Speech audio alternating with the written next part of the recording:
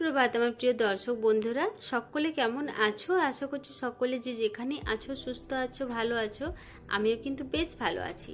মিঠুর লাইফস্টাইলে আরও একটি নতুন ব্লগের সাথে সকলকে স্বাগত জানাচ্ছি। আজকে যেহেতু বড়মশাইয়ের ছুটি আছে, তো সেই জন্য দুজন মিলে একসাথে বসে কিন্তু চা খেয়ে নিয়েছিলাম সকালে। আর এখানে দেখো সকালবেলা জলখাবারের জন্য এখন আমি লুচি বানাবো, তো সেই জন্য আটাটা ভিজিয়ে রাখছি। কিছুক্ষণ ভিজিয়ে রাখলে কিন্তু বেশ ভালো লুচি হয়। লুচির সাথে কিন্তু ঘুগনি করলে বেশ ভালো লাগে। যেহেতু এর আগের দিনে আমি মটর কলাই ভিজিয়ে রাখতে ভুলে গেছি, তো সেই জন্য কিন্তু আজকে আলুর দমই করব। আর আলুর দমের সাথে লুচি কিন্তু বেশ ভালো লাগে। তো সেই জন্য দেখো আলুর দমের জন্য আলুটা আগে ভালোভাবে ছুলে নিচ্ছি। আর নুন হলুদ দিয়ে কিন্তু আমি প্রেসার কুকারে সিটি দিয়ে দেবো। অনেকেই কিন্তু না ছুলেও প্রেসার কুকারে সিটি দেয়, কিন্তু আমি আলুটা ছুলেই প্রেসার কুকারে সিটি দিয়ে দেবো। আর একটু বড় বড় সাইজের আলুগুলো কিন্তু কেটে নিচ্ছি।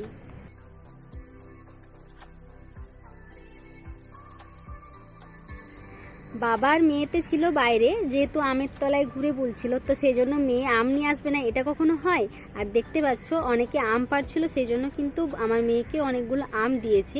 তো ভাবলাম আমটা কি করব, আমের আচারই করব। যেহেতু অনেক বড় বড় হয়ে গেছে, আমের আচার বা আমের এখন চাটনি করে রেখে দেবো। আমের আচারটা বেশ একটা ভালো লাগবে না, অল্প অল্প করে আমের চাটনি করে দিলে কিন্তু বেশ ভালো লাগবে। আর এখানে দেখো আমি কিন্তু লুচি ভাজছি। দেখবে লুচি যদি ভালোভাবে ফুলে না, মনটা বেশ ভালো লাগে। লুচি না ফুললে কিন্তু মনটা ভালো লাগে না। আর প্রতিটা লুচি কিন্তু আজকে আমার বেশ ভালোভাবেই ফুলেছে।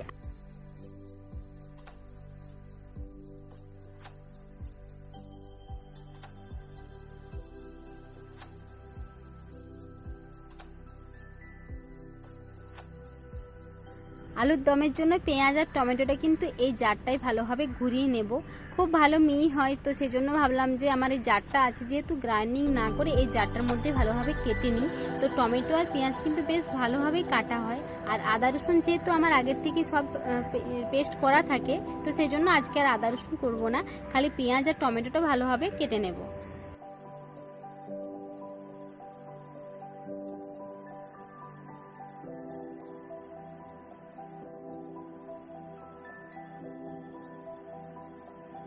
যেহেতু লুচি সেঁকেছি, কড়াইটা তেল ছিল অল্পখানি, তো রিফাইন্ড তেলটা বের করে আর সর্ষের তেল দিয়ে দেখো আলুর দমটা কিন্তু ভালোভাবে কষিয়ে নেব। বরমশাই কিন্তু একটু জলদি জলদি খাওয়া দাওয়া করে নেবে, কেননা ও যাবে একটা পাশের গ্রামে মাছ ধরাচ্ছে পুকুরে। তো ভাবলো যে এখনই খেয়ে দিয়ে চলে যায়, এসে খেলে কিন্তু দেরি হয়ে যাবে, তো সেই জন্য আমি ওকে খেতে দিয়ে দিচ্ছি। আর দেখো মেয়েও কিন্তু আমাকে বেশ ভালোই সাহায্য করে দেয় প্রতিটা কাজেই। তো সেরকম দেখো আমি যে খেতে দিচ্ছি, মেয়েও কিন্তু খেতেও দিয়ে দিচ্ছে আমার সাথে সাথে। তো পুকুরের দেখো টাটকা টাটকা 2.5 কেজি মাছ, অনেক দিন পর পুকুরের মাছ কিন্তু বাড়িতে এলো। প্রায় লকডাউনের সময় কিন্তু এরকম সাইজের মাছ প্রায় মাঝে মধ্যেই নিয়ে আসতো। আর আজকে অনেক দিন পরই বলতে পারো পুকুরের টাটকা টাটকা মাছ ধরে নিয়ে এসছে।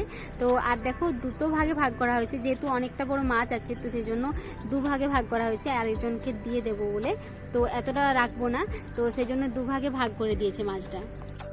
বেলা এখন অনেকটা হয়ে গেছে, তো ভাবলাম যে মেয়েকে খাবার খাওয়ানো হয়নি, মানে আপেলটা খাওয়ানো হয়নি, তো সেই জন্য আপেলটা গ্রাইন্ডিং করে নেব, তারপর স্নান করব। আপেলের সাথে কাজু আর পেস্তা দিয়েছিলাম। আর এখানে দেখো আমার কিন্তু স্নান করা হয়ে গেছে। আর পুজো করার আগে কিন্তু আমি আরতিটা করে নিই, তো সেই জন্য আরতিটা আগে করে নিচ্ছি, তারপর ফুল দিয়ে ভগবানকে সাজাবো। তো চলো পুজোটা সেরে নিই। আজ দুপুরের মেনু কি হচ্ছে দেখো। আজকে যেহেতু সকালে আম নিয়ে এসেছিলো, ভাবলাম যে আমের চাটনি করে দেব। আর করলা আলুই ভাজা হবে, আর এই যে টাটকা টাটকা পুকুরের যে মাছ আছে, মাছের ঝোল হবে। আর মেয়ের জন্য যে সবজিটা দিয়ে ডাল করি, সেই ডালটা কিন্তু সব কিছু রেডি করে রেখেছি, এরপর রান্নাবান্না শুরু করব।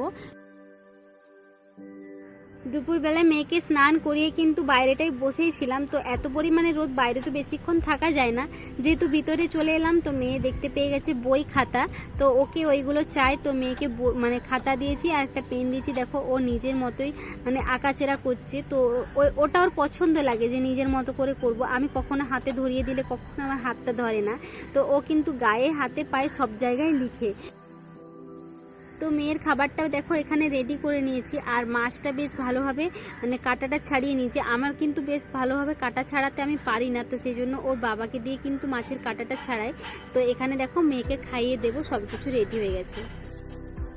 মেয়ে তো কোনো মতে আজকে ঘুম পাড়াতে পারিনি, দুপুরবেলায় কিন্তু বাইরে নিয়ে যেহেতু বসেছিলাম আর ওর বাবা গেছে বাজারে, তো ভাবলাম যে মেয়ে যেহেতু ঘুমায়নি তো বাইরে বসে থাকি। এখন প্রায় 3:30 বাজছে, তো মেয়েকে নিয়ে বসে আছি। আর পাশের বাড়ি ওর আন্টির মা বাবা এসেছেন, তো ওনাদের সাথেই খেলা করছিল।